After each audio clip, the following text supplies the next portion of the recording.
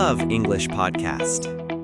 Hello, everyone, and welcome back to the Love English Podcast. We are here to help you learn English for your real life in a simple and natural way. I'm your host, Leo. And I'm Emma. It's so wonderful to be here with you all. This is a safe space for you to learn, so we will always speak slowly and explain everything. Leo, I'm thinking about food. Do you think pineapple belongs on pizza? Ooh, Emma, you are starting with a very controversial question. For me, no. I do not like pineapple on pizza. See, I completely disagree. I think the sweetness of the pineapple is delicious with the saltiness of the ham. And this little disagreement is a perfect start for our very important topic today, how to agree and disagree politely. This is such a critical skill. Critical means extremely important. In life, you will not always have the same opinion as your friends, your family, or your coworkers, and that's okay.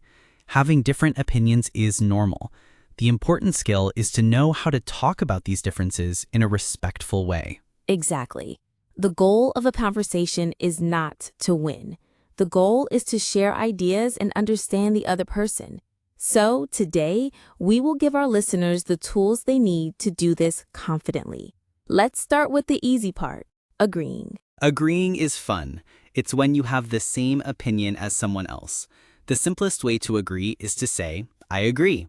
For example, if you say, this coffee is delicious, I can say, I agree. Agree is good, but sometimes you want to show that you have a very strong agreement. What are some phrases for that? To show strong agreement, you can use words like totally or absolutely. If you say, that new movie was fantastic, I can say, totally, I loved it. Or absolutely, it was one of the best movies of the year. I like those. They have a lot of energy. Another great one is, you're so right. It makes the other person feel very smart. For example, I think we should study for the test. You're so right. We really need to. And my favorite phrase for strong agreement is, I couldn't agree more. This phrase can be a little confusing. It sounds negative because it has couldn't, but it actually means I agree 100%. It means it is impossible for me to agree more than I do right now. I couldn't agree more. That's a great one to remember. So for agreeing, we have I agree, totally, absolutely, you're so right, and I couldn't agree more. Okay, so that's the easy part. Now for the main event, the part that makes people nervous. How to disagree politely. What is the most important rule, Emma? The most important rule is to be soft and respectful. You should never start a sentence with you're wrong. That is very aggressive. It will make the other person feel defensive. Defensive means they feel like they are being attacked and they need to protect themselves. That's the key. You want to keep the conversation friendly. So we use a special technique. It's like the politeness sandwich we talked about before. You start with something positive or neutral before you state your different opinion. We call this a buffer. A buffer is like a soft pillow that makes your disagreement less direct. I love that idea. A soft pillow for our words. What are some good buffer phrases? A fantastic buffer phrase is, I see your point. This shows that you have listened to and understood their idea. Even if you don't agree with it, you understand it. For example, let's go back to our pizza discussion. You say you love pineapple on pizza. Yes, I do. I don't want to say, that's disgusting. I would say, I see your point.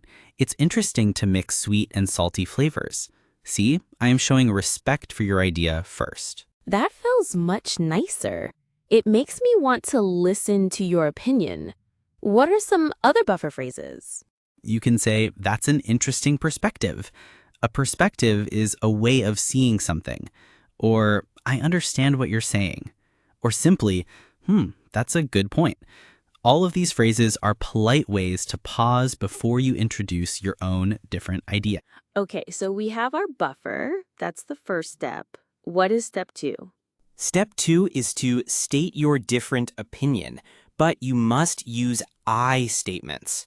This means you talk about your own feelings, not the other person's wrong idea. You use phrases like, However, I think, or on the other hand, I feel, or from my perspective. So back to the pizza. You said your buffer. I see your point about mixing sweet and salty flavors. Now, what is your I statement?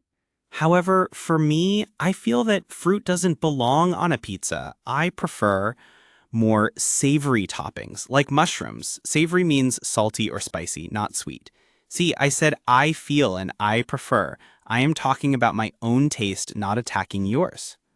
That is a perfect way to disagree. You respected my opinion, and then you calmly stated your own. I don't feel angry at all. I just feel like, oh, Leo has a different taste than me, and that's okay. Let's talk about another situation that is very common. Partial agreement. This is when you agree with one part of what your friend says, but not all of it. This is a great skill. It shows you are really listening. How would you do that? You use a phrase like, I agree with you up to a point, but, or that's true, however. For example, let's say a friend says, that new superhero movie was terrible. The story was so boring. Okay, but maybe I liked the story, but I agree that something else was bad. Exactly. So you could say, I see what you mean about the story being a little slow. However, I thought the special effects were absolutely amazing. You found something to agree on before you stated your different opinion about the special effects. This is all about finding common ground and being respectful. Now, let's do a big role play to practice all of these skills. Let's talk about a topic like living in the city versus living in the countryside. I will start. Okay, I'm ready. Leo, I was just visiting my cousin in the countryside this weekend. It was so peaceful and quiet.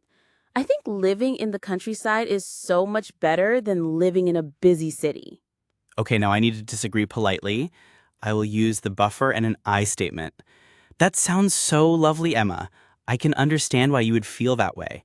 The peace and quiet must be wonderful. That's my buffer. That's a great buffer. It makes me feel heard. However, for me, I think I prefer living in the city. I love the energy and the fact that there are always so many things to do, like new restaurants and museums right on my doorstep. That's a perfect disagreement. Now it's my turn to respond. I won't get angry. I will validate your point. That's a good point. It is true that the countryside can be a little boring sometimes. I agree that having everything so close in the city is a big advantage. And now we are having a discussion, not an argument. We are exploring an idea together from two different perspectives. This is what good conversation is all about. So let's do our final summary for our listeners. Rule number 1, the goal is to understand, not to win. When you agree, you can use simple phrases like I agree or strong phrases like absolutely and I couldn't agree more. When you disagree, always start with a polite buffer phrase like I see your point or that's an interesting perspective. And then state your opinion using I statements. I think, I feel, or from my perspective. Never say you are wrong. This is a skill that will help you in every part of your life, from talking with friends to discussing ideas at work. It shows that you are a thoughtful and respectful person. It really does. Thank you all for joining us on this very important episode of the Love English podcast. We hope you feel more confident to share your own unique opinions with the world. We'll talk to you next time. Bye, everyone. Thanks for listening to Love English Podcast. Remember, every minute you spend learning English is an investment in your future. Keep learning and see you in the next episode.